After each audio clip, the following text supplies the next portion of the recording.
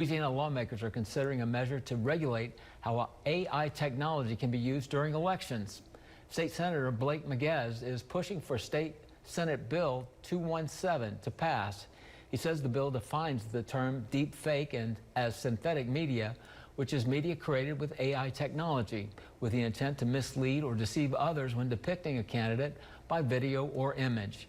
Because of this quickly evolving tech, the proposed legislation would require any media using the AI or deep fakes to display a notice clearly identifying the media as computer generated or not a genuine depiction of a person or event.